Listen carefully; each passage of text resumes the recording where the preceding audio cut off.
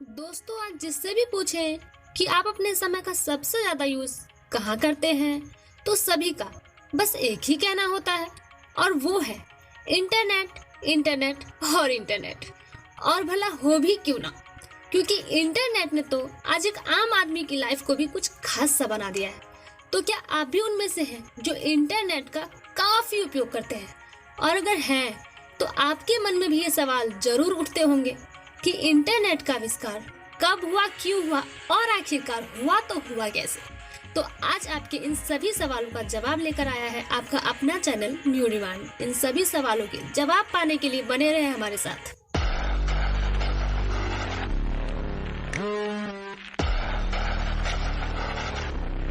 तो नमस्कार दोस्तों, कहा जाता है कि इंटरनेट की कहानी तो बड़ी मजेदार है। ये बात है 4 अक्टूबर 1957 की।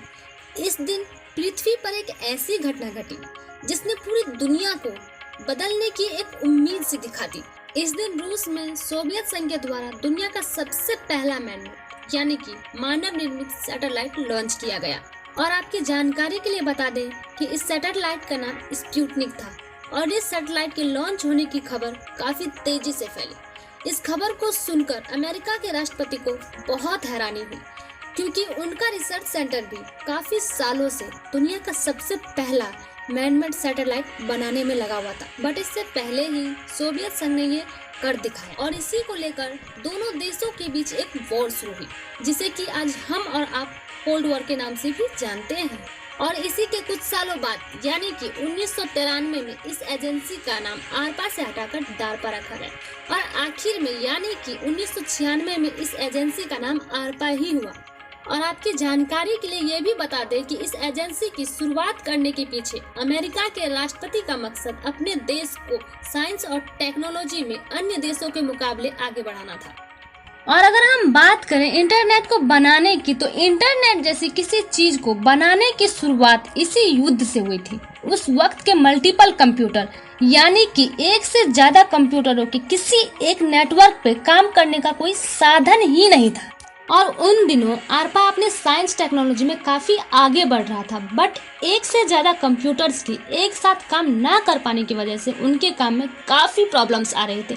और तभी आरपा के साइंटिस्टों ने सोचा कि क्यों न एक ऐसा नेटवर्क बनाया जाए जिसमें एक से ज्यादा कंप्यूटर्स एक साथ काम कर पाए। और इस काम को करने के लिए आरपा के साइंटिस्टों ने एक टेक्निकल कंपनी की मदद ली, जिसका नाम BBN टेक्नोलॉजीज था। और इन दोनों कंपनियों का एक ही मकसद था कि 4 अलग अलग ऑपरेटिंग सिस्टम वाले 4 अलग अलग कंप्यूटरों को एक साथ एक ही नेटवर्क पे चलाया जा सके। इन दोनों कंपनियों के काफी सालों तक एक साथ काम करने के बाद एक नेटवर्क का आविष्कार हुआ, जिसका नाम आरपा नेट रखा गया।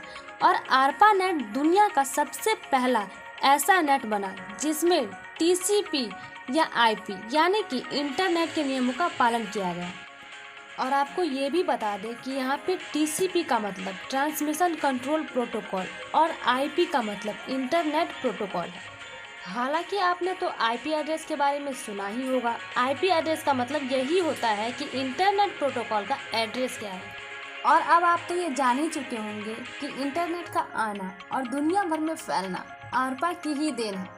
और इसके कुछ सालों तक आरपा के नेटवर्क सिस्टम पर सुधार चलता रहा, और फिर आरपा के वैज्ञानिकों ने सोचा कि क्यों ना आरपा नेट को पैकेट रेडियो से ही जोड़ दिया जाए। अगर हम पैकेट रेडियो को आसान भाषा में समझें तो इसका काम बिना किसी वायर के यानी कि रेडियो ट्रांसमीटर और रिसीवर के द्वारा डेटा के छोटे छोटे पैकेटों को एक कंप्यूटर से दूसरे कंप्यूटर तक पहुंचाना होता है। और इसके 1 साल बाद ही दोनों कंपनियों को सैटनेट यानी कि सैटेलाइट नेटवर्क से जोड़ दिया गया, जो कि पूरी दुनिया के नेटवर्क को जोड़ने के लिए काफ़ी ज़रूरी था।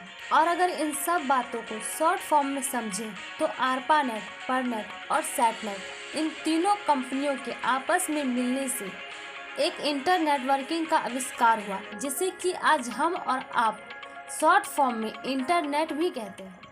और अब फाइनली अगर हम बात करें www के शुरुआत की, तो इस नेटवर्क के सामने आते ही दुनिया के बहुत से नेटवर्क इससे जुड़ने लगे। इसके बाद सन 1989 में Britain scientist Tim Berners Lee ने एक सिस्टम लॉन्च किया, जिसके द्वारा कोई भी इंसान कहीं से भी इंटरनेट पर कोई भी जानकारी एक यूआरएल के द्वारा प्राप्त कर सकता है। इस सिस्टम को वर्ल्ड वाइड वेब यानी कि WWW का नाम दिया गया और फिर WWW की सफलता के बाद इसमें काफ़ी विस्तार किए गए और आज इसका बहुत बड़ा रूप हमारे सामने है।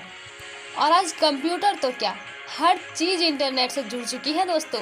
तो फिर आप भी कमेंट बॉक्स में लिखते हुए बताएं कि आपकी नई मांग कौन सी वीडियो की है, क्योंकि न्यू डिमांड तो आपकी मांग के अनुसार ही वीडियो लेकर आता है।